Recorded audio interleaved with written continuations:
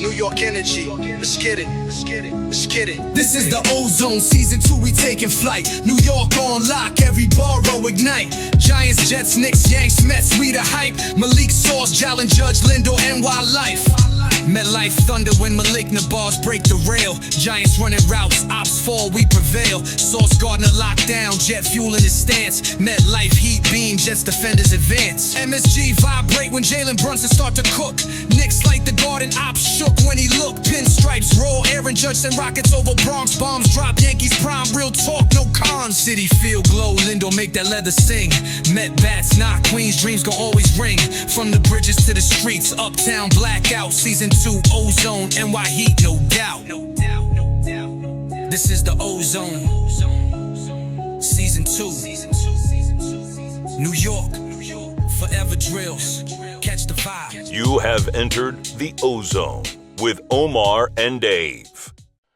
Let's go, baby. We are here, and you guys are officially entered the Ozone.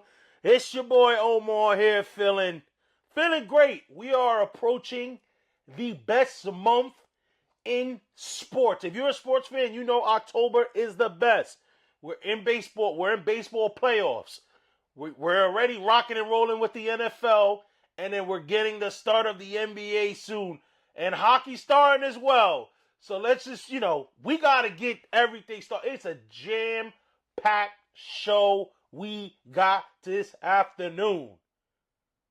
And there's nobody else I would want to do this show with than the best co-host in the business, super producer Dave. Brother, it's a new week. How we feeling? I'm feeling great. For now.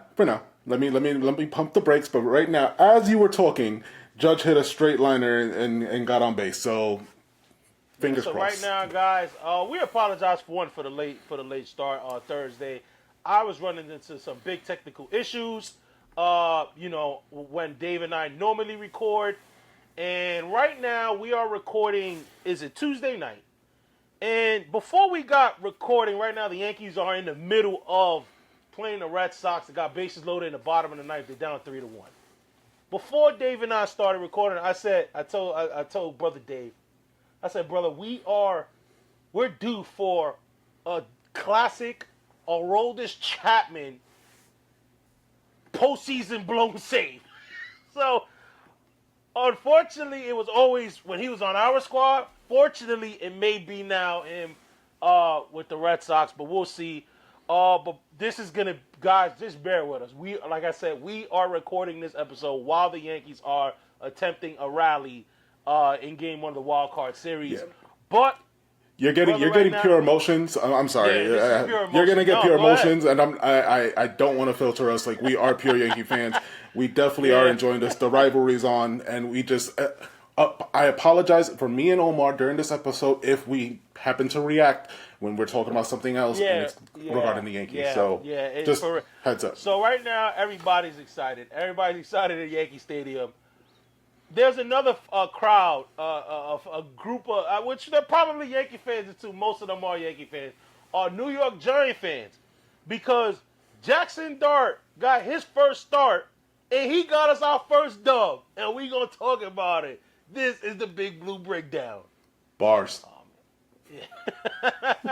All hail the New York Giants! New York Giants! All right, y'all. This is the Big Blue Breakdown. This is the Giants segment.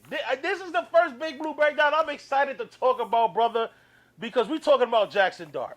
Jaxson Dart gets his first start of his NFL career, hopefully a long NFL career. Let me just put out the numbers real quick for you, brother. 13 for 20, 111 yards.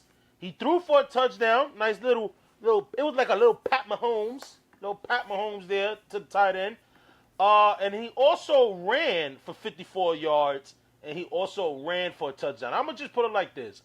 That first drive, it couldn't have started any better for the Giants. He comes in, he throws a couple passes, he hits up Nabers, Scatterball's running. The crowd gets hyped, and then when he bursts out, man, for that touchdown, it just changed the whole thing. Like, everybody was already excited, and it just kind of reinforced why the fans wanted Dart starting. From the very beginning, he just brought excitement. The team looked so different. The team looked energized playing against my favorite to win the AFC West. So this was not a Chabroni team. This is not Daniel Jones going against the Tampa Bay Buccaneers years ago with Tampa. This is before even before Brady. This is against a team that's going to compete for a Super Bowl. And Jaxson Dart, I think, performed well over my expectations. What about you, brother? I would say that he definitely, all right, as far as Jaxson Dart's performance, this is the kind of thing that I feel like Dable has been looking for, right? And I was hard on Dable last week. You can see it on my socials. You can definitely see it in the way I was talking about Dable last week. We kind of were quick to throw at him well, your claim to fame is Josh Allen. And then we see that there's a quarterback that's playing Josh Allen-like. And it's when I say that, please do not take my words and twist them and say that you guys got Josh Allen. What I'm saying is the play style, the person who can also run it and gun it and doesn't look too bad when he's in the pocket. It's not like he's a bum in the pocket. Does he need a better line? Absolutely. But as far as Dart goes, Dart looks good. He looks good, and you guys have, you're gonna have you're off the tough stretch of your schedule. Like those 4 games, that was the toughest part of your schedule. I think that you guys are gonna have. It gets a little bit better than it was at least facing the Chiefs, the Chargers, and those kind of teams. So the fact that you guys got at least 1 out of those 3 when we wrote them off, this is kind of cool. To see it going on. It's just at the cost of some untimely news, by the way. Yeah, we're gonna get to that. I wanted to get the good stuff first. I know. But I think you said it, brother. Because as I was watching the game, I'm looking at it and I don't like to jump ahead. I think when you root for when your team is elite, you can almost do that. But I was thinking, I'm guilty of it. I'm like, man, we get this win, bro. We got a winnable game against. Although we struggled, we've struggled in New Orleans, but New Orleans is not a good football team. And you go, dang, we can face Philly 2 and 3, which is not bad. But no, 100%. The defense showed out. The defense matched, and I get it. The Chargers are a little banged on the offensive line. They lost Ott in the first quarter, but man, this was Abdul Carter's. We talk about rookies. Jaxson Dart, phenomenal. Scatterable, played well, and shout out to Amar Bradshaw, because if you're gonna wear 44 Scatterable, you better show out. Amar Bradshaw was at the game rocking a Scatterable jersey. But the defensive line, and it's funny because against Kansas City, they were highlighted Abdul Carter. They had him like that hybrid kind of linebacker, and everybody knows Giants football knows Abdul Carter is better on the edges. That's where his bread is buttered in college, and they had him on the edge, and he showed out. He dominated that Chargers O-line. He really put his imprint on the game, and Grisham struck out. Chapman, shout out to Chapman. Chapman got out of a bases-loaded jam with no outs.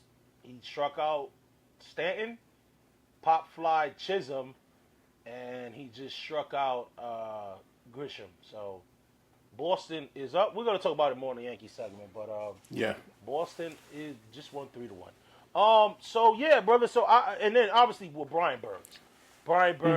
Phillips gets a pick.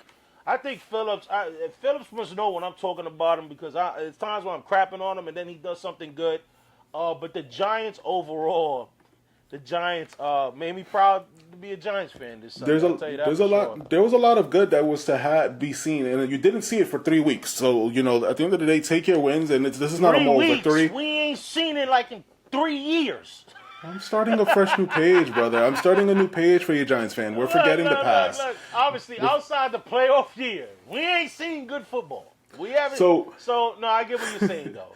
You guys, there's promise. And then, yes, like you said, you felt Abdul Carter's presence. And sometimes things don't always reflect. If you look at the stats, Abdul Carter only had 1 tackle. But that's not what you saw from him all game. Right. His presence was felt. Herbert, who was looking like an MVP quality, and still, I'm not going to take him off there, who was looking like an MVP quality player, kind of looked human that day. And definitely something you want to see, especially from what we keep on repeating. Your front 4 is what's going to be the definition of your defense. And if you get pressure, you're definitely a lot of other good things are going to happen. So definitely, this is the trend you want to see. The offense looked a little bit better, and then the defense is doing what it needs to keep you guys in games. Yeah, Abdul Carter, I have it here. 9 total pressures, 4 hurries, 5 QB hits. He had a 26.5% pressure rate and a 93 pass rush effectiveness grade. So this is without question his best game as a pro so far. I before we wrap up this segment, you saw Brian Dable, the way he hugged Dart at the end. You saved my job. That was that. He saved my job hug. Brother, before we move on from this segment, there was something else, and we got some bad news for the Giants as well. Oh man, you see, I was on purpose. I wasn't trying to talk about it. But during that game in the first quarter, Malik Nabers tore his ACL. For those Giant fans like myself, we got flashbacks from when that happened with Odell. And you kind of know it. Like when you see I would rather see a player when they go down, bang knees. I'd rather see something like that. When you see a player go down from non-contact, you know it was something that either gave out on their body. And that's exactly what happened to Malik Nabers. It was rumored, and then obviously on Tuesday, Brian Dable confirmed that it was a torn ACL, so he's out for the season, and he might be out partially of next year as well. Big blow for the Giants. It's not like we had many playmakers. I don't even think we had any playmakers outside of Nabers. But this is a big one. As they say, we can't have nothing nice. But the thing is that you guys have some promise in what you have so far, and this is why I say that. You have a young quarterback, right? You have a young tight end who kind of balled out that day, and you also have Scatterbo. So a bunch of rookies playing together who can build a chemistry, and you would hope that, when Nabers comes back next year, everything is just flowing and everything looks right as far as what that is in place. So that's the only thing that I would say, take this, okay, the Nabers news is horrible. It sucks that you guys lost your best player. But now Dart has somebody, he has a young core around him and some veterans, whether they're great or not, that's not the question. They're veterans. He has people to work with that we can see grow with the Giants. So you would like to see that going forward. Yeah, as they said, next man up. Guys got to step up. Wandell, Darius Slayton. Do we finally get Jalen Hyatt? Do we get Hyatt in? He hasn't really seen the field. Or do you go and trade for a veteran, wide receiver? I think the latter is probably more of a stretch, considering maybe if the Giants hover around 500 and maybe see themselves like, hey, we can potentially make the playoffs, then I could see a move, but I don't see that happening right now at this moment. But it's definitely a tough blow. Now you got, people are talking about the turf, and, the Giants, MetLife, they did make changes to the turf. I believe it was this past season, but you hear the players. Odell Beckham has tweeted about it that, these players need to play on grass. It's a reason why the World Cup is coming to MetLife or any stadium that they come to, any football stadium, and FIFA requires them to put grass because of that. So, these owners are being cheap. I know that grass is a lot more expensive to maintain, obviously, outside of artificial turf. But I wanted it like this, right? Because a lot of teams complain about it. Oh, weather. But I was just reading that the Pittsburgh Steelers have natural grass. And you're not going to sit there and tell me that it gets colder in the Meadowlands than it does in Pittsburgh. Miss me with that. And my thing is just a quick side note about this. What is more important to you? Whether you're paying for grass or your star players are on the field playing because you're paying them. It's not like they're cheap. You're paying them. And then also other players from other teams are getting hurt on your turf. So you need to you would think that owners collectively are like, you know what, we're losing out on our investments. We're putting so much money in stock into these guys and they're getting hurt playing on these fields. You would think that there would be something that snaps in their mind and be like, hey, we need to fix this. But you said, greed runs the world. We see this happen all the time. All right, well, you know what can't be fixed, brother? These damn New York Jets.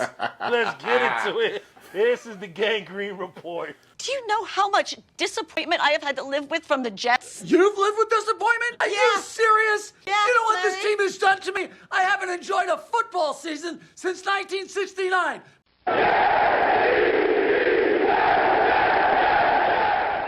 All right, y'all, this is the Gangrene Report, and originally on the script, you guys know, we record on Mondays. We weren't really going to talk about the Jets because the Jets would be playing, but unfortunately for the Jets, my Wi-Fi wasn't good, so we're recording now, so you're giving Dave a segment to crap on the Jets. Jet fans, I'll tell you this, I try to have y'all back, but I'm pretty sure you guys can agree with me when I say this team is trash. The Jets are not a good football team. They have some good players. They do. But I think the coaching, I'm looking at the coaching, and I want to say I never really crapped on Aaron Glenn. I thought maybe he'll hold them accountable and put some accountability into the Jets. But looking at the penalties they make, looking at the stupid blunders like fair catching a punt at the 2-yard line, that's on coaching. So it's like, what's really going on? Aaron Glenn is starting to look a little like he's in too deep of waters. Maybe he's a little over his head with this. And it's kind of looking like, early right now in 4 weeks, it's looking like the Jets might need a new coach. Brother, look, the Jets franchise needs a full reset. Yeah. That's what I feel like. That whole thing, you need a new owner. It starts from the owner down. And then you need a new GM, you need a new coach, you need everything. Because you've had Todd Bowles look horrible, and the guy is running a successful ship down there in Tampa. Granted, he inherited a great team, but he's still winning games. He's done well. He's doing done well. Right. You had Robert Salah, who you questioned, and you shipped that man out because you wanted to make Mr. Rogers healthy. It's funny? When we first started the Ozone, internally, I would laugh how you pronounce his name. It's Robert Salah. Salah. So Mr. Salah. What's his name? Salah. So Robert Salah. The guy's looking like he's with the 49ers, and granted, once again, this is another situation where he's already inherited a good defense. You got Fred Warner, who's one of the best linebackers in the game, so you already have something great to work with. But you had the Jets, you have Sauce Gardner, you have so many defensive linemen there that they talk and rant and rave about. You inherited another coach who's doing the same thing. And mind you, that's probably how many defensive-minded coaches in a row that you guys are just not getting the picture? You guys are doing the same mistakes. This is insanity at this point. That is literally the definition. Repeating the same thing and expecting different results. And you guys keep on doing it. And you guys are just like, yes, Justin Fields can go and rush for a touchdown. And, Garrett Wilson can have a nice game. And Breece Hall can do that. But guess what? None of that matters when you guys are losing. And especially at games that you should have won. You played against the Dolphins that lost Tyreek Hill in the game for the year. Very early on. They were giving that game away. Let's not act like the Dolphins played this phenomenal game. No, it's on the Jets. It's definitely on the Jets. Yeah, they made the Dolphins look like a championship team. It was like, what? Like, even Dolphin fans that I know was like, bro, why am I excited? We got this win off the Jets. Darren Waller looked 5 years younger. Darren, man, screw him. I got a text, from one of my boys. He's like, man, he's a Giants fan. He's like, oh, Darren Waller remember how to play football. I'm like, yeah, apparently a lot of players that leave the Giants remember how to play football. And especially if they're going against the Jets.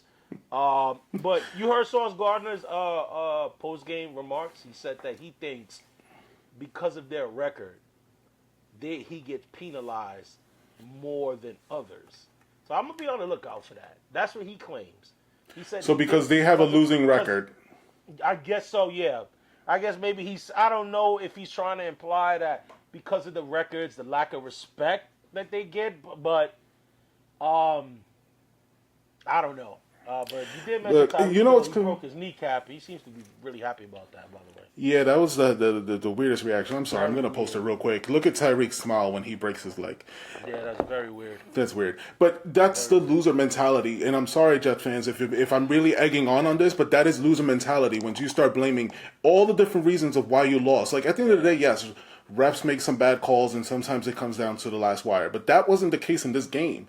Like, loser mentality is to find all the other excuses that just don't justify what you did in this game. Coaching was bad, players did bad, everything all around is bad. It's the Jets. You guys suck, and you guys are going to continue to suck because you keep on doing the same mistakes. One last thing. I don't think Justin Fields is sorry, y'all.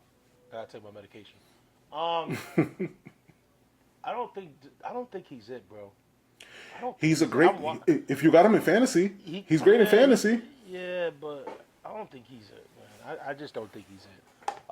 The Jets. We're gonna get to the Jets if they're gonna win next week against the Cowboys on Picks of the Week a little later in the episode. But I want to pivot, brother, because before in the opening of this episode, we were watching the Yankees attempt to come back as they are playing the Red Sox in the wild card series. Because the Yankees made the postseason, but another team in New York didn't. Let's talk about it. This is the Subway Series Central. Stand clear of the closing doors, please. All right, y'all. This is Subway's Series Central. This is the last one because the Mets are done. We're gonna. Dave and I, when we came up with this segment, we was like, this is gonna be the segment because we want to talk about both New York teams. But now one is out. And that's the New York Mets. So before we even talk about the Yankees and potentially they might be joining the Mets, depending on. By the next time we record, we post a new episode. Next time we record, we may not even be covering baseball anymore. But the Mets, let's just put it like this.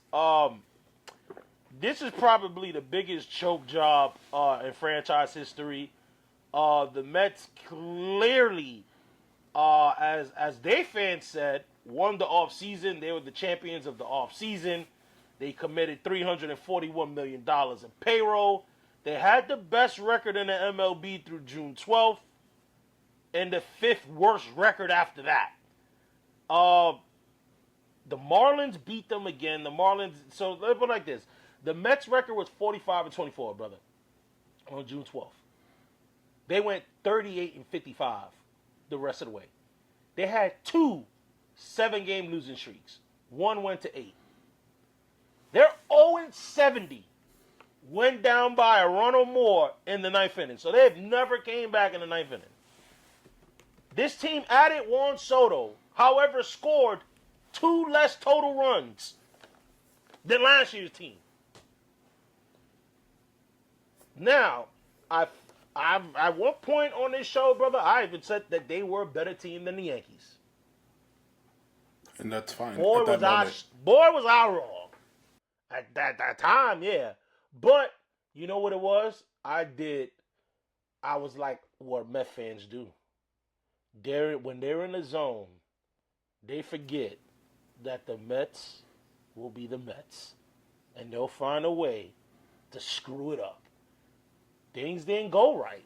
You know what I mean? I'm going to let you talk in a sec, brother, but everything that went right for them last year didn't go right this year. Every little hit, every little sneaky signing that they did last year, every project, Manaea, Severino, Iglesias, all those little projects, it worked for them.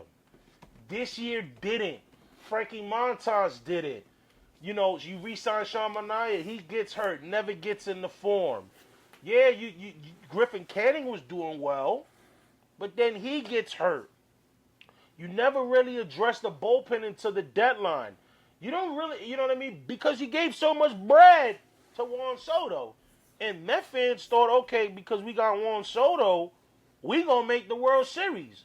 You couldn't even make the postseason.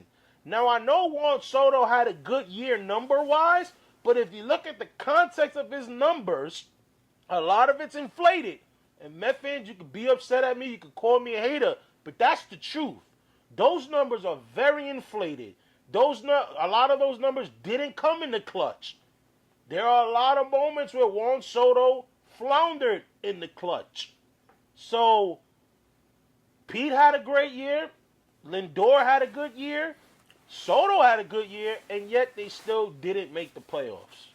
Brother, Pete is out of there. Let's just put that out right gone. now. Oh my Pete is God! gone. I was gonna get into that. I'm gonna let you talk. What I heard, what Pete Alonso said. Matter of fact, do you want to play it? Brother, play right now. Play the clip right now. It's been a pleasure coming to work and putting on the orange and blue. So for me, it's, I've really appreciated and been nothing but full of gratitude every single day. Nothing's guaranteed, but we'll see what happens. I've loved being a Met, so hopefully they've appreciated me the same. Do you expect to opt out of your contract, Pete? Yes. Brother, do you remember this offseason before Pete Alonso signed? How fast Met fans were ready to ship him out? We can go scroll up and they wanted Vladdy. They wanted Vladdy. They were ready. First of all, they gave the red carpet to Vladdy. So when they came from Toronto, day. Yeah. They were ready. Like you know what? Let me post a screenshot real quick of our TikTok when we were talking about Pete Alonso and how we felt like he was one of the best Mets of all time, and what they said about him as well. Met fans, you are very disrespectful to somebody who's one of the best players to play for your franchise in the last maybe 25 years, at least a century, and you guys just disrespected his legacy there by the way you talked about him. And guess what? The guy's going to be gone and probably will ball out. The way he was playing this year, he's going to ball out somewhere else. Juan Soto, this is the thing that I don't get on the Mets as much as I get on the Mets fans, because the Mets fans made it a bigger deal than it was. You celebrated. You made a parade, basically, that you got Juan Soto from the Yankees. You celebrated that you spent that much money on him. Maybe some people were just maniacal about it because they were like, where's the rest of our team? And that's what effing messed up everything for you guys. You guys never improved the pitching for you. You already brought up the number of how many games they lost in a row. Brother, 17 years ago was known as the greatest Mets collapse. This might just be just on that level. This tops it, 100%. Because you, at least at this time around, like, you did everything that you should have done, but you just didn't execute. Yeah. And I'm sorry, Mets fans, that this is the way that it played out, but you also made your own bet as far as for your stuff. Mets, get it together, get better.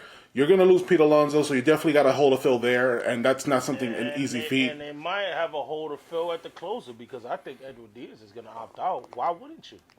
Right now, you're looking at teams like the Yankees that could use a closer. You're talking about all these teams that could use a closer, and Edwin Diaz is still one of the best closers in the game. He's going to opt out. They're going to have to pay him if they want to keep him. And like you said, brother, I agree with everything. You don't think Pete Alonso remembers fans cheering for Vladdy in opening day? You don't think maybe he felt slighted this last off season? You don't, and now he's coming off a good year. Now, I'm not gonna get into this conversation of Yankee fans wanting him, that's stupid. I'm sorry. We already have a slugging first baseman. His name is Ben Rice. Now, as much as Pete Alonso's great, but what are we gonna do with Pete Alonso? I think he's gone too, brother. Now you're hearing Met fans, I'm telling you, what's that saying? Two-Face said, you either die a villain or see yourself live long enough to become the villain. Met fans have become the Yankee fans that they hate. They're already poaching Kyle Schwarber. Oh, yeah, they're talking like Yankee fans. You know what I mean? It's like that blank check. Yankee fans would just be like, oh, we're going to get this out. That's how Met fans are talking right now. And you need a little bit more than Kyle Schwarber if you think, like this team has to do something. Now, they got some young pitching that they can build on, but you're going to have to bring some arms. You're going to rely on Kodai Senga again next year. Are you going to rely on David Peterson? David Peterson had a great first half, but imploded the second half. Are you going to, are these young pitchers, are they going to become that? Yes, they look good at the end of the year, but it's a different ball game when teams are scouting you and know what's coming. So this Met team, David Stern, his thing was run prevention. That's what he kept mentioning in his exit interviews. Run prevention? Well, you got a long winter to come to fix your run prevention. So this is going to be the last we talk about the Mets, and probably into the off season, y'all. So unless something breaks, unless something breaks, until the off season, to something breaks, because we got to talk about a team that's actually in the playoffs. And that's our New York Yankees right now. As of this recording, guys, as you know, the Yankees just dropped Game 1 of the best of 3 wild card series right now with the Red Sox. I want to just highlight. I just want to just brush over this game real fast.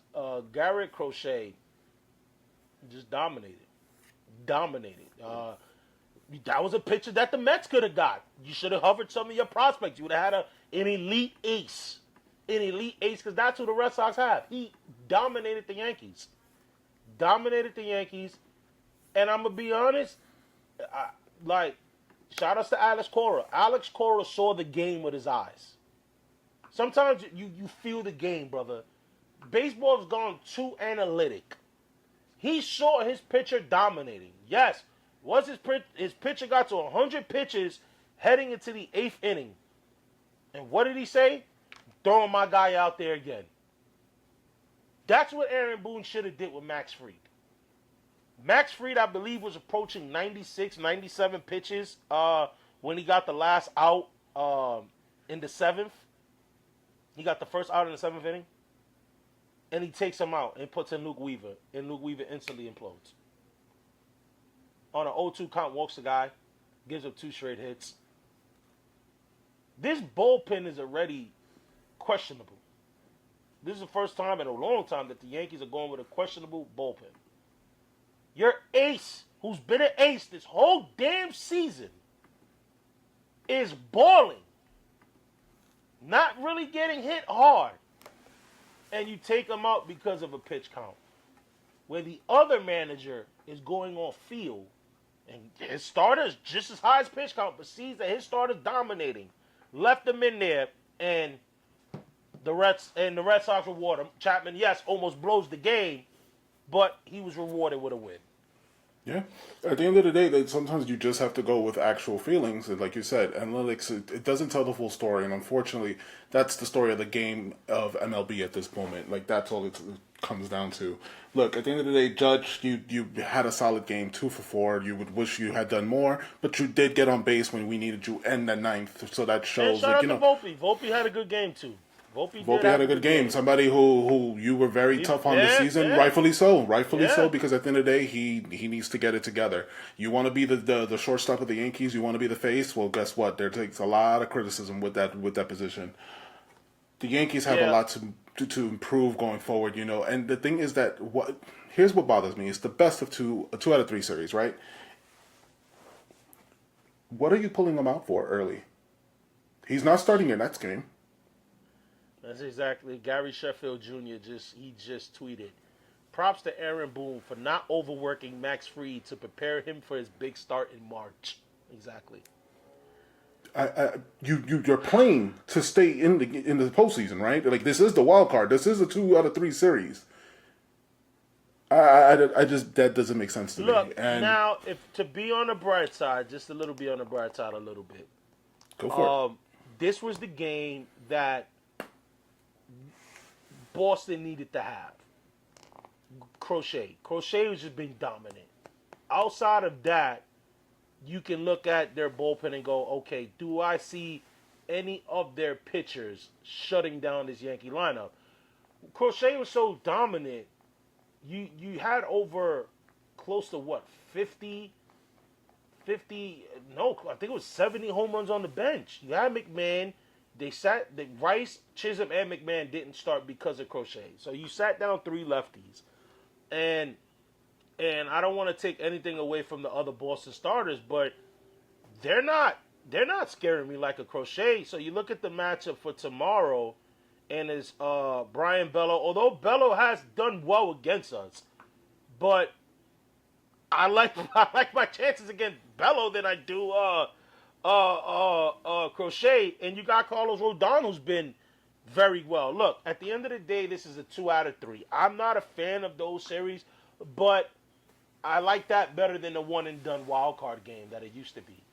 Right now, as of this recording, I'm hoping Yankee fans are watching this as they get ready for a potential Game 3. So right now, brother, if you can, post the score for Game 2. And hopefully right now, guys, what I'm staring at. No, I'm on the right side, right? What I'm staring at is a Yankee win. And not a Yankee loss. That's it. And then you see what happens in Game 3. But right now, I'm gonna miss tomorrow's game. Oof, what you got better to do? Being AEW. I wouldn't say it's better, but I got these tickets before. And you know, it's funny, I'm a little nervous. I'm scared. You know why? Because the last time the Yankees faced an elimination game, I was at an event. And they lost. I was at the Knicks Heat game. They were up 5-1, obviously 5-0. Everybody was hyped. And then we all know how that went. So, did the Knicks game? Did they win that game? I can't remember. The Knicks won that game. Yeah, the Knicks. At least something. Yeah, the Knicks won that game. That was the first time that I've seen Knicks and Heat fans kind of rejoice because at halftime of the Knicks Heat game, that was when I think Jazz Chisholm he hit the home run to put it 5-0 or something like that, and like Heat fans and Knicks fans were kind of rejoicing together. They were, you know what I mean. But I'm hoping that it switches up tomorrow. But brother, you wanna pivot to we got some big news. We got some big news in the national world when it comes to sports and entertainment because there's a particular artist that has been that he's got the second biggest honor outside of an athlete getting highlight of the week here on the Ozone. But we got a particular artist that's going to be hosting the halftime of the Super Bowl. That's quite controversial, depending on what side of the aisle you're on. And there's other stuff that we're going to talk about too. So let's get into it, guys. This is Water Cooler Talk.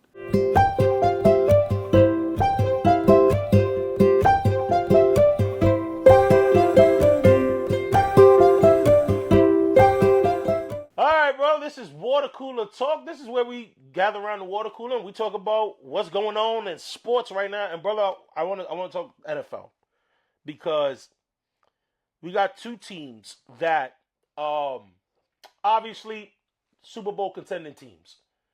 Teams that if you pick either one to make the Super Bowl, no one's going to look at you funny. No one's going to look at you like you got a second nose on your face. And that's the Baltimore Ravens and that's the Kansas City Chiefs. Both teams were 1-2 going into Sunday. We expected a hard-hitting game. And that's not what we got. We got pure dominance from the defending AFC champion Kansas City Chiefs. Lamar, I'm not blaming it on the injuries like Harbaugh wants to do. Lamar did, outside of that first drive, Lamar played like crap. Kansas City's defense showed up. Now their offense, they got Worthy back. They looked a little better. Pacheco was moving and grooving. Their offense could be better. But the Baltimore Ravens, this defense is horrendous. And now Lamar's hurt and might miss, 1 to 2 weeks they're talking about? They're saying multiple weeks. Multiple weeks? This is looking scary for the Baltimore Ravens right now. Brother, I brought up something early on this season, and it was regarding the Ravens and the collapses that they tend to have. And you can give all the MVPs that you want to Lamar. You can give all the stats and all the stuff that you could talk about Lamar. This is a coaching problem, I think, at this point. And as great as some coaches are, right, because you could pull out all the wins and all the division titles and all these different things, sometimes they're just not getting it done and they don't get you past that hump. And I'm not saying blow up the team just because for the sake of blowing up the team. But they're not going far with Harbaugh. No. And this is becoming a trend, and this is the thing that you don't want to see years wasted of Lamar Jackson's prime, because now I feel like he's in his prime years. These are the years that you're seeing he's playing probably one of his best football. He's learning how to throw it in the pocket effectively. He can still rush it. He's a dual threat to the fullest potential. And you're still seeing the same things happen with this team. And like the one thing that you always count on when it comes to the Ravens for as long as they've existed is their defense is amazing. That's not the case this year. No, so, and even you can rely on Derrick Henry. And Derrick Henry now is showing his age. Well. He's showing his age. Yeah, he's showing his age. This is Definitely, I question how long do you keep Harbaugh, because I think this is one of those things that, like, yo, you're imploding again. And the Ravens are still going to be in it, right? The Ravens are still going to be in it at the end of the year. They'll probably make the playoffs. But I don't think they go far in the playoffs. Or I'll tell you what, they won't make the Super Bowl. I guess it also they won't make the Super Bowl. Hold on. But it also depends on how long Lamar's going to be out. Because right now you're 1-3. Let me look at their schedule right now. Right, and he misses multiple games. I don't know, like, what do their record look like when he gets back? So they got the Texans, then the Rams, and then they got their bye. So I'm going to assume he probably comes back to 26 against the Bears. I'm gonna be honest. The Rams game, that's looking like a dub. I don't think they win in that. And then the Texans this week, don't want to give it away on picks of the week. That ain't gonna be easy. That's not gonna be easy considering that that Lamar's out. Who's their backup? I believe it used to be Tyler Huntley, but I don't know if he's still there in that team anymore. I'll look as if anything. If you want to, Yeah, but I want to pivot to the team they did play, and that's the Kansas City Chiefs. I want to say they got their mojo back against the Giants. Cooper Rush. You could have worse. You know what? I don't want to talk because I said the same thing about Browning, because Browning looked good a couple games when Burrow got hurt, and now Browning just is like, they crying for. First of all, when you got Cincinnati fans crying for and hoping for Jameis Winston or even Russell Wilson, you know they have a QB issue. Yeah. So, but like I said, Kansas City, they're one of those teams where we said it last week. I was hoping that the Giants get them while they're reeling, while they're they look like now they might be getting back. They're going to be getting, they're getting healthy. They got Worthy back. They're getting Rice back in 2 more weeks as he was out. He suspended 6 weeks, right? Yep. So they get Rice back in 2 more weeks. I know he's allowed in the facility right now. I think it is, right, or something like that. But they're getting him right. The defense is there. And you can't rule out Pat Mahomes. This is looking. The Chiefs is looking all right now. I'll say that, and it does hope that teams that normally threaten them, like Cincinnati, Baltimore, now they're dealing with injuries. Now they still gonna have to look out for the Buffalo Bills because they're thriving.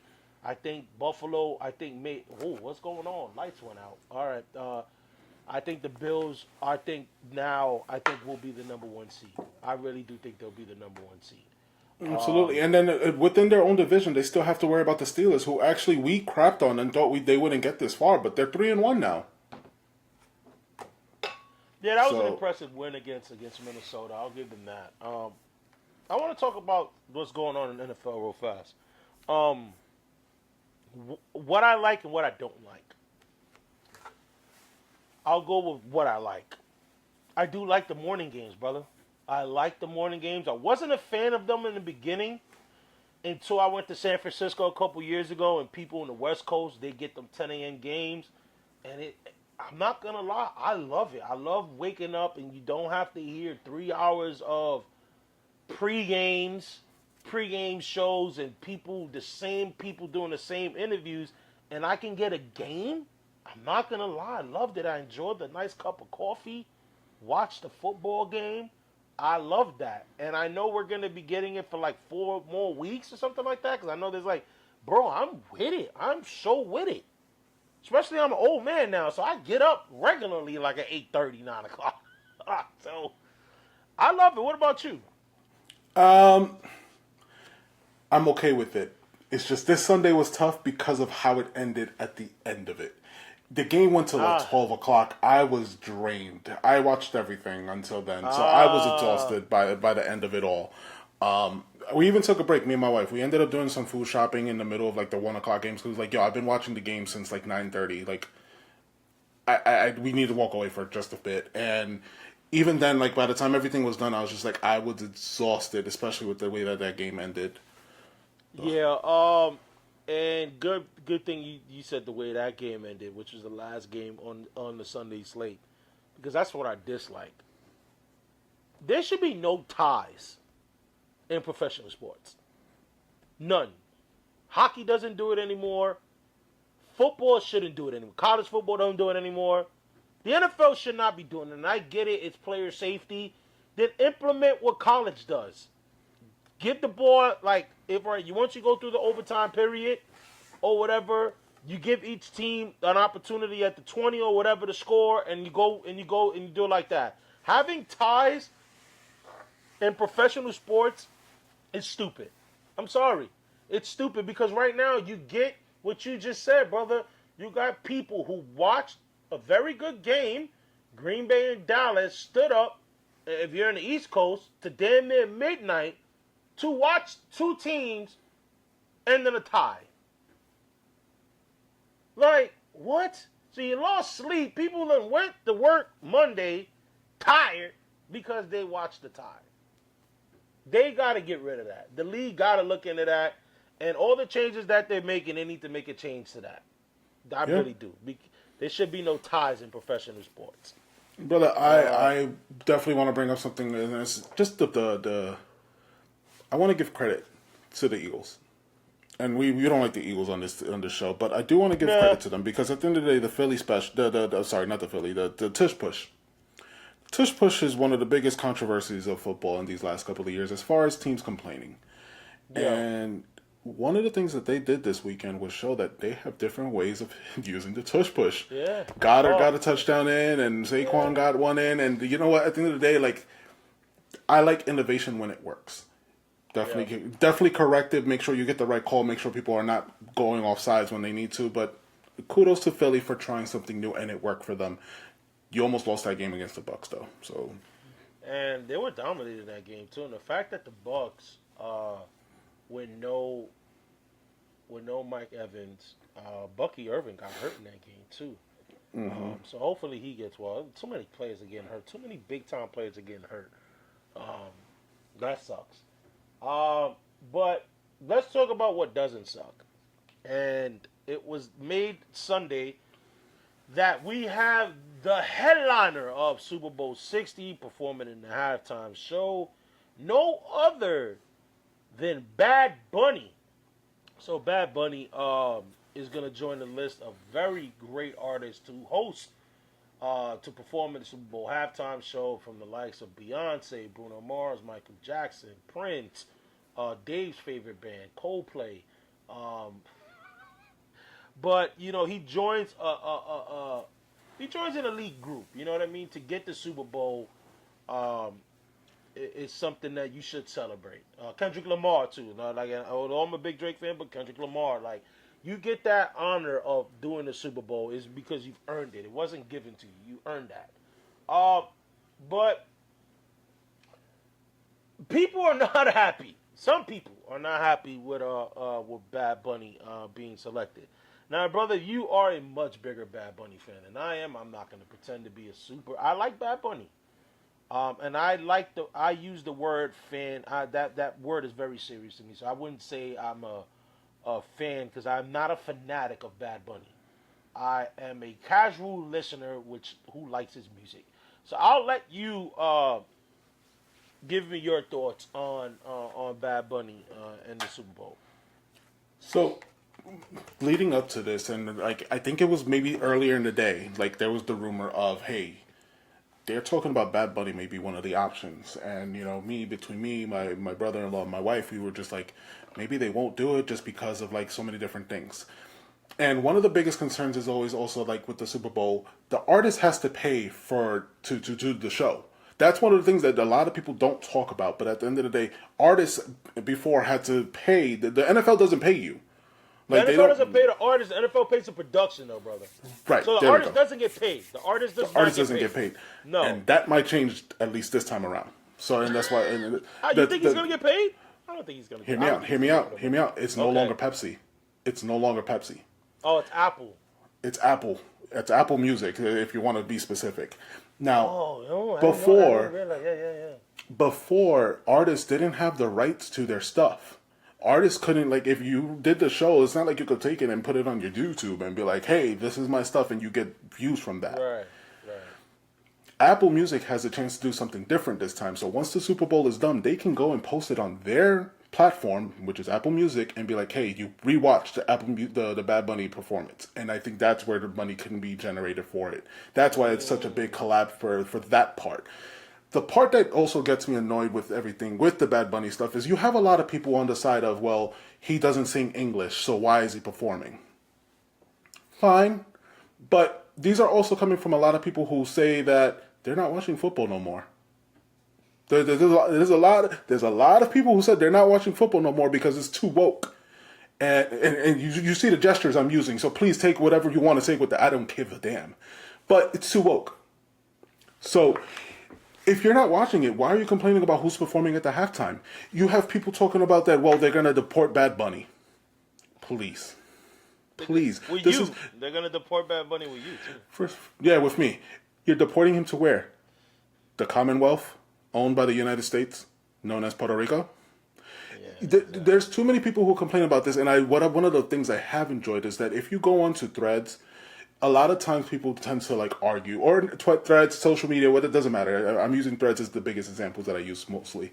You have a lot of people who are saying one side of like, hey, why are they picking him for Bad Bunny? Do you have the other side where people are just like, you know what? Kudos to the NFL for going this way. Knowing that, first of all, this is going to be one of the most watched Super Bowl halftime shows of all time, because you're not only pulling America, you're pulling the world now who also likes Bad Bunny. You're pulling all of Latin America, which is the demographic that you want to grow. They just renewed a contract to do Brazil games for the next 5 years. They just hit Mexico. So you're going to...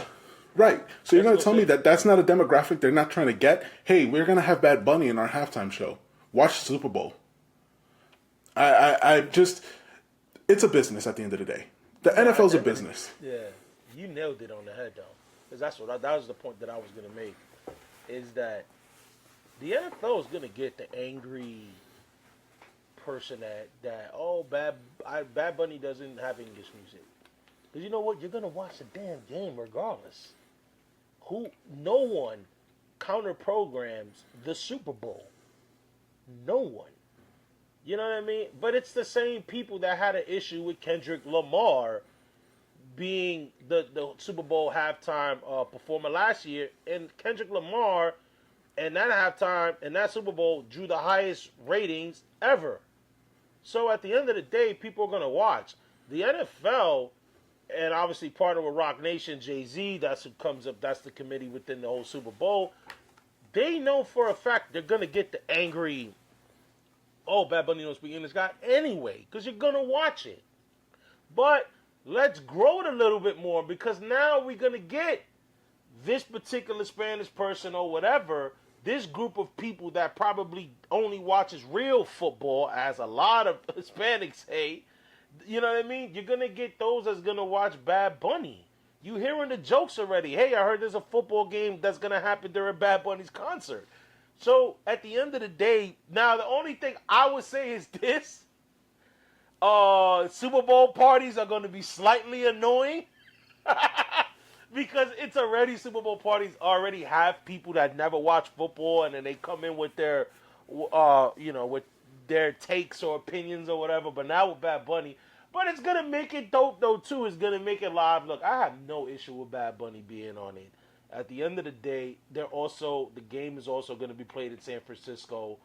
It's California, high Latino rate percentage there, and shout outs to Bad Bunny, bro. At the end of the day, he's a big enough artist. If you don't think he can translate to the NFL, just watch his entrance in WWE Backlash a few years ago, and you tell me that he's not global.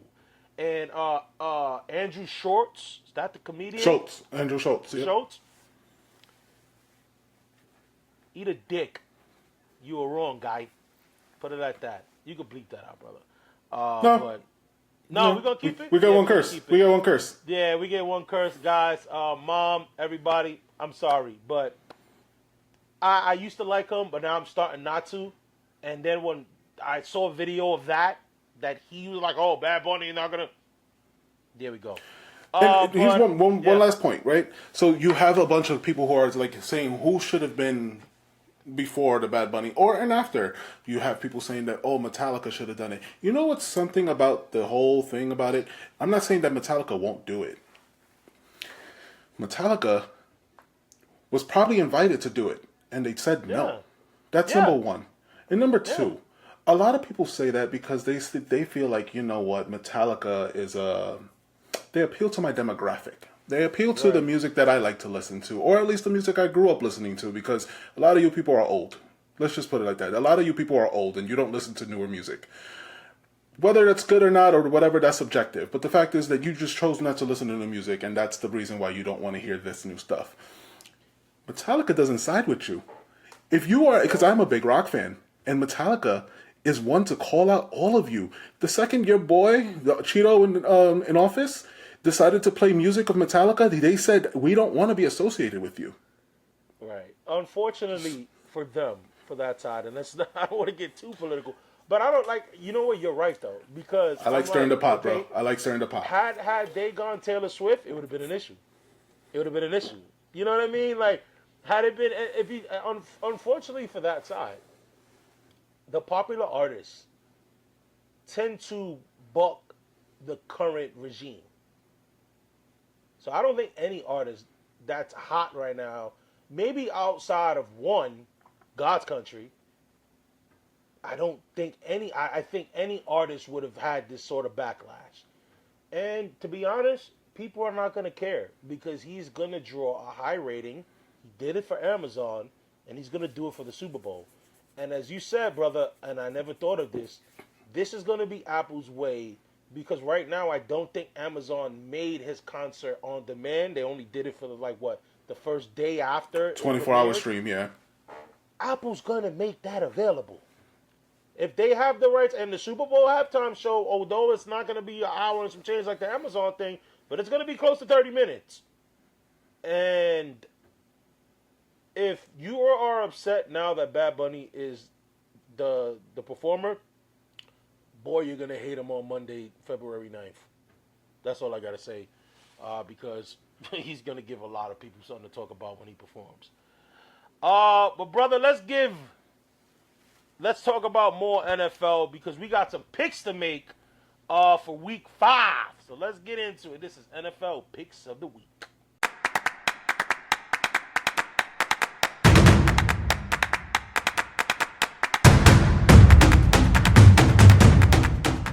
All right, y'all, this is NFL Picks of the Week. This is when Dave and I are picking who is winning and who is not. And right now, brother, put up the standings.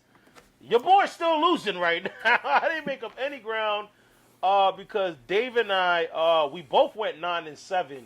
And I thought I had you because I know I had some games like the Chiefs, and I know I had some teams where I was like, damn, I think I got Dave on one. But we went 9-7. So right now, the standings, I'm 37-27. And Brother Dave is 42-22. So I'm 5 games back. Damn. We need to start doing some, it'll make it confusing, but some points. Like if I got like an underdog, I get an extra point. But whatever. I'm always trying to change the rules as I'm losing. All right, but brother, let's get into the first game of Week 5. We got the Thursday night matchup tonight. Matter of fact, 8:15. We got the San Francisco Giants at the LA Rams. This is going to be a good game. I didn't know Brock Purdy was back, but he's back. The Niners are coming off a tough loss to the Jaguars, so they're going to come in with a little bit of get back, going against a division rival. However, I am siding with the Rams. I do think the Rams are the better team, and the Rams are home, so I'm going to go with the Rams. I'm going to start with the Rams on this one, and just news that came out today earlier was that Ricky Parcell and Brock Purdy were both in the injury report, so that's something I'm also taking into consideration, but the Rams have a better team, so I got Rams. Yep, so let's get into the Sunday matchups, brother, because we got the Vikings and the Browns. Now, the Vikings, oh, man, this is just, I don't know what's going on with them. They looking more and more like they should have kept Sam Darnold. But, they're going against Cleveland. Cleveland's going to have a new quarterback. They're starting their rookie, Gabriel. I forgot his first name. Dylan Gabriel. So that ought to spark up Cleveland a little bit. This is a tough one because Cleveland's defense is really good. And I think that they're going to be able to get the Carson Wentz. But I'm going to side more with the more talented offense. Justin Jefferson was starting to look better now that Addison is back from suspension. So I'm going to side with Minnesota. I wanted to flip and go Browns in this one, but Addison Addison did change things last week, and once you add in Addison, then Hawkinson gets going as well. There's a lot to go, and I think just Carson Wentz. There's a reason why you're the position you're in. Vikings in this one, but I definitely I'm interested to see what we get from the Browns. I'll just note that. If it turns out to be a good game, I would like to talk about it in the water cooler next week. Yeah. Next one we got the Raiders and the Colts. I'm tired of rooting for this team. I picked this team twice. 2 weeks in a row. And they play like crap. I'm going with the Colts. Colts? Damn. Thought you was gonna switch. Yeah, but there's no need to. Geno Smith is looking horrible. He's looking horrible. And we got my New York Giants at New Orleans. Jaxson Dart taking us 2-0, baby. I got my Giants. Yeah. New Orleans, you gave a challenge in the first part of the game to the Bills. They did. But unfortunately, you couldn't make bad mistakes, and that's what happened. Yeah, and that's why Joey ended up becoming a Bills fan at the end of that. Yeah, he was going through tables. He might as well be. Joey should be a Bills fan because he's already a Red Sox fan. He's all over the place. This guy roots for the Red Sox. Then he's a Laker fan. He's like in all regions. Just, at least Buffalo. Buffalo's somewhat close to Boston, I guess. Yeah. In this game, I got Saints ain't gonna be there anytime soon. I got your boy Dart. I got Giants getting this one. We got Dart. All right, and then we got our other New York team. This team is bad. The New York Jets are hosting the Dallas Cowboys. This offense is too great. It's too not great, but this offense is too good for Dallas. I mean, for the Jets to handle. Dak is gonna go off. I got Dallas. I got Dallas, and I'm really looking forward to Pickens and Sauce Gardner. Yep. Then we have this could be a sneaky matchup. Denver at Philly. I'm going Philly. Denver's good, but I don't think they're Philly good yet. Yeah, Philly. They haven't done nothing to show me that they're not going to win the game so far. All right. Then we have Miami at Carolina. I don't know why I'm debating with this matchup. They got embarrassed by y'all, meaning the Panthers. They got embarrassed by the Patriots. Very bad. The Patriots, I actually had the Patriots defense in fantasy, so they did well for me. Even though I lost, but they did well for me. Miami played the Jets. That's fool's gold. I'm going with Carolina. At Carolina. I'm going Carolina. Damn it. I'm going Carolina. I'm going Carolina because I think Carolina is not a bad. I don't know. They're not a bad team because they look good against Atlanta. Then they struggled against y'all. But y'all defense is very good. And I think with Carolina, they're not good teams win on the road. You know what I mean? They're not a good team yet. So, yeah. But bad teams could get one by at home. So that's why I'm going with Carolina. Then you got Houston and Baltimore. We've already addressed that. Lamar's definitely missing this game. Oh, man, but Houston is I don't know, man. Houston is just so. I guess maybe a week of preparation from Cooper Rush. I think Baltimore. I'm picking Baltimore. Okay. I'm gonna go Texans this one. I don't like C.J. Stroud. So we're different. Yeah, I don't like C.J. Stroud, but I think right now at the current moment, the way that this team is constructed against the Ravens and not having Lamar, I like their chances against Ravens this week, especially that defense. It's funny. I just got a text from Wells. He said, "Are you giving Boone the same slack you're giving Mendoza?" I said, well, there's only one way to watch. There's only one way to find out. Watch the Ozone, and you'll see. He said, come on, bro, we're friends.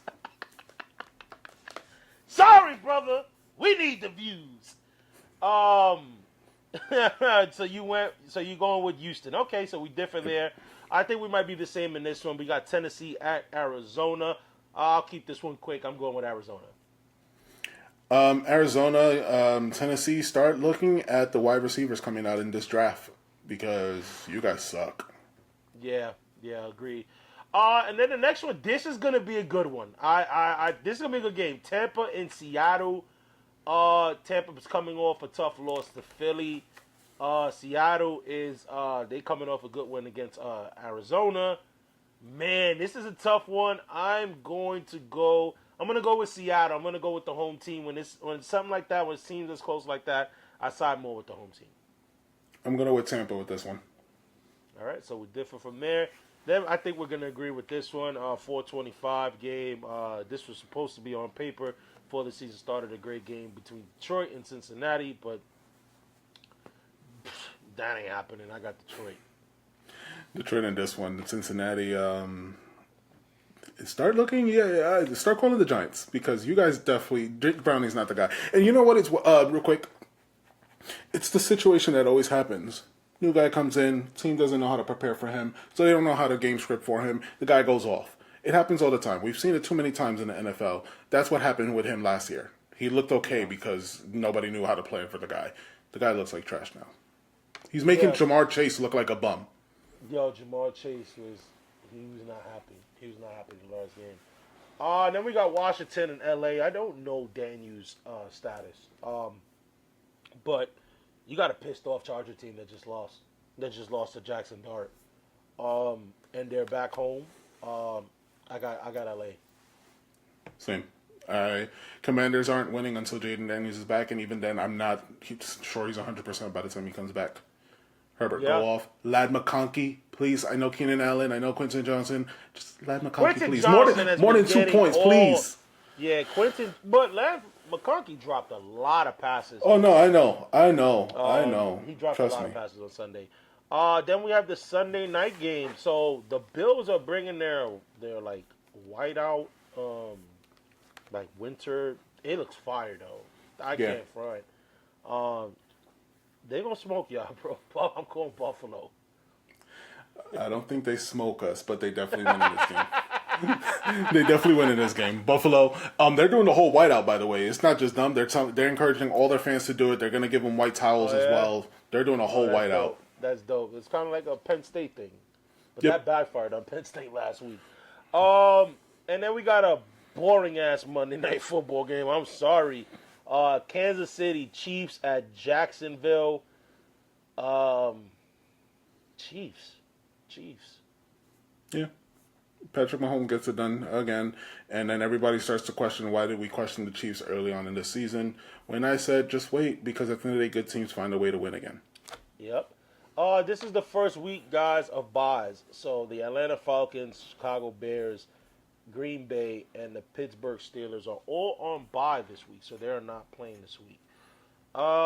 So, brother, it's been a long episode, but, we can't wrap up an episode without sharing with you guys the highlight of the week. He's on fire! All right, y'all, highlight of the week is going out. Honestly, brother, I saw 2 great plays. 2 great defensive plays from 2 different style of NFL defensive players. Physically, on the weight scale, it's night and day. We'll go with the first one. We'll go with Buffalo Bills safety Cole Bishop. With a phenomenal play. A phenomenal play where, you get the Saints trying to pull their version of the Philly special. But, they don't make subs in New Orleans. Y'all know them for that gumbo and that Cajun stuff. And that wasn't going down in Buffalo, because Buffalo about them wings. And, Cole Bishop, nice. Got some little hops for. Well, you know what? I was going to say something. He's got nice hops. I'll just put it like that. One-handed. Great snatch. You saw that play, brother?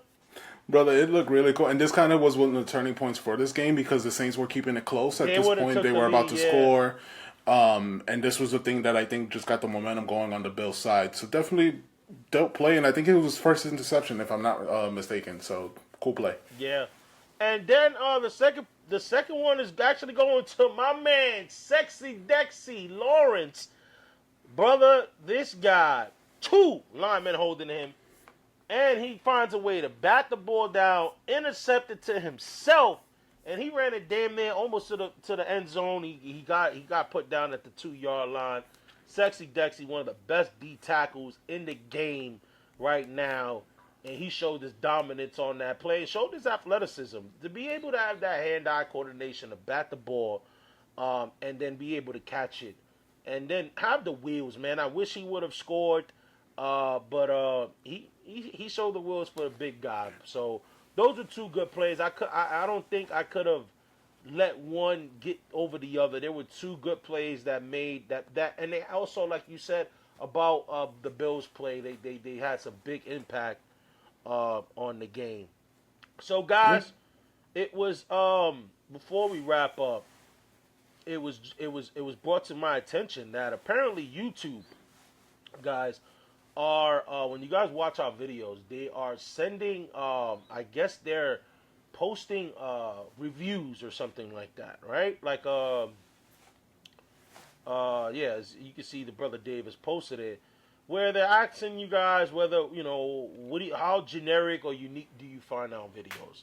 Guys, if you love us, you're gonna say very great. It's very great. It's not generic at all. And I wouldn't say we're generic. But guys, give us a positive review if you were to get that coming up on your YouTube. I personally have not seen it, but some have, and these are actual screenshots of people getting this kind of questions brought up while watching our videos. So guys, if you support us, continue to hit that thumbs up, like, subscribe, and also answer these questions and show us some love. By shout out to my wife for bringing that to my attention, and then we also got some other people bringing it up as well. Yeah, so thank you, and just support the page, man. Yeah, support us, guys. The channel's growing. I want to get to 200 subscribers right now. I think we're at like 159 or something like that. But guys, get us to 200 subscribers. Look out for everything. Like I said in the beginning of the show, October is a big month for sports. And all New York, guys, the Knicks are playing. The Knicks have already played. If you're watching this episode, the airing of this episode, the Knicks already played in Dubai right now. The Knicks are playing again Saturday. The preseason schedule is coming out. We're gonna post it on our official Instagram and Twitter page. And this is why it's important to follow us on all our platforms. So we are available on Instagram, Threads, TikTok, Reddit, and Threads. I said Threads. And X, Twitter. I guess people are like, why should I follow if you can't get it right? But guys, that's where we post all our stuff. Guys, we lost a subscriber. Yeah. We lost a subscriber because you got that wrong, bro. Guys, I apologize. My Wi-Fi was down, so this is why you guys are getting this episode a day later. But we still bringing that fire because that's what we always do. We will be back next Wednesday. Hopefully, we are covering the Yankees in the American League Division and not the Yankees sitting on the couch with the New York Mets. But in the meantime, in between time, we see you guys next week where we'll be delivering that fire. Peace. From the bridges to the streets, uptown blackout, season 2, ozone, NY heat, no doubt. This is the ozone, season 2, New York, forever drills, catch the vibe.